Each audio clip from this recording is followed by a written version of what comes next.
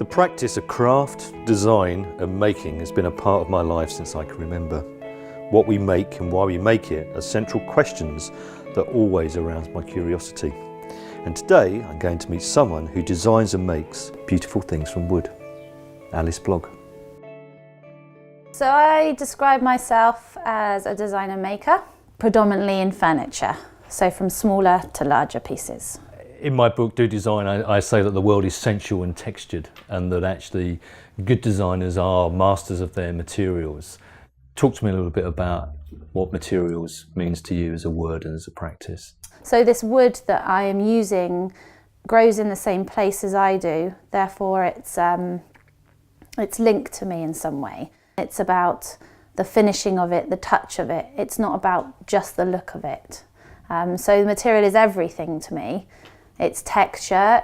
Its texture can be soft, smooth, it can be rough, but it's all what makes it so beautiful.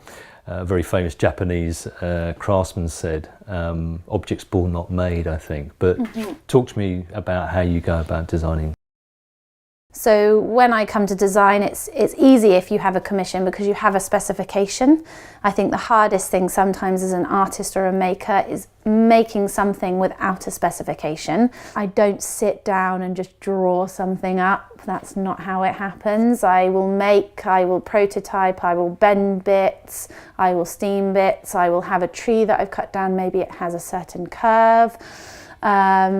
Maybe it is more straightforward that I have an idea and then I find the piece of timber. There's a certain level of respect for your materials, both from where it comes from and then but actually how you're going to use it. So it's almost like a form of honouring in a way of that material. I think if you don't have respect for your material, it's not going to work with you. You need to work with it, you need to understand it. It almost needs to understand you in some way, and you work together to create something.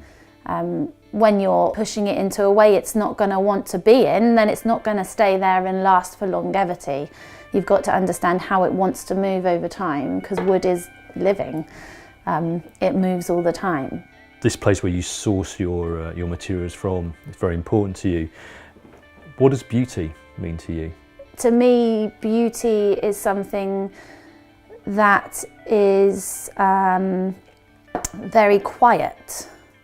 It's very honest, and it's very grounding. I think without love and your hands touching a piece, it cannot necessarily be beautiful. How would you describe quality as part of your practice and philosophy? I think quality to me is aiming for perfection. I think as craftspeople we will never achieve perfection, but quality is really, it's about knowing that my piece will last, hopefully, forever. So we must pursue to be the best we can be, but equally not to be disappointed, perhaps, or understanding, as you said, that we will never get perfection. Yeah. And to understand that actually craft then is a daily practice, and the more you practice, the better you get. But also with that, imperfection is beauty.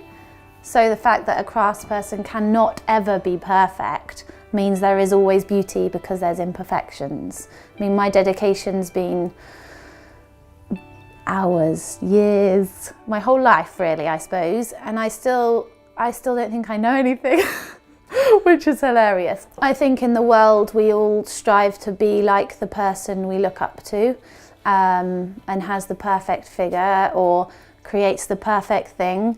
But actually, it's not about being that. I think that it's okay just to be who you are and do what you want to do. And of course, there is that idea about craft, what you've also been explaining, which is actually the giving to others. There's a joy in the making, but also then in, somebody else is actually sharing in your skills and your knowledge and your capability. I've never wanted to be a teacher. I never want to be a teacher. But I believe in passing knowledge on from what exists to others, whether that's them being in my workshop with me or whether it's delegating it to them to make it for me. I believe we're all working together, and I think it's a really lovely process of sharing things. It doesn't have to be in a group for teaching. I think it should be like that in life. We should all share with each other our knowledge, therefore it makes the knowledge stronger and last longer within craft. There seems to be a revival of craft-made products internationally, actually, in many ways. Do you have a point of view on why that's happening? Why do you think people want the handmade? Why do you think people want objects, or a chair or a basket or a wardrobe or whatever it is that actually has come from a more artisanal kind of way of being made in this world? I think it's interesting because I think we've lost as humans what we ever came from. I think we started by making things for ourselves, by hunting, by finding our food. And I don't know if they were happy then, but I think maybe that's how they lived their life. It was, you had to make something to have it. These days it's a really commercial world. You click a finger, you want it now. I think this whole revival back to craft brings us back to who we are as humans, and maybe people are trying to have some of themselves back. I think there is a slowness in it. I think it's a good thing for makers, so we can achieve what we want to achieve and people will buy it and understand it. So the idea of making kind of reconnects us to our fundamental humanity as human beings. I mean, leading on from what you've just explained, what has that life of craftsmanship or craftswomanship, craftspersonship given you? When I first started, everyone thought I was nuts doing what I was doing. I was just about getting by, and I don't know why I ever chose to do it. And there must have been this reasoning, and that's because I wanted to be at my bench every day, and then it made me happy.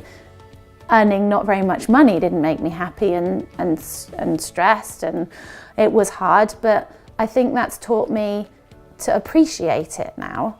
It just is who I am. I could never change it for a thing. It brings me contentment. It brings me my lifestyle. My lifestyle is a maker, is a designer. I'm constantly thinking about it. I'm not switching between 9 to 5 is my job and at home is a different person. I'm the same person every 24 hours of the day. It's a dedication to something greater. And I don't know what it is, and I don't know why I ever chose to do it, or why that it makes me content, or why that I strive to do what I do, but it just is. Anyone who dedicates and focuses really achieves, because they want to get up in the morning, they want to go again, they want to do that 10 hours again, they want to go to bed tired again, they want to get up again, they want to go again, and this whole, okay, sometimes we don't want to get up, that's fine too. If you dedicate and you keep going, you get up, you're honest about what you're doing, you work hard, and you just literally keep going. You feel so good when you have a holiday, or you feel so good when you've achieved a piece of furniture, in my way. But I think everyone should have a dedication to something, because it just takes their mind into a different world and it makes you completely free. Alice, thank you very much. Thank you. Thank you.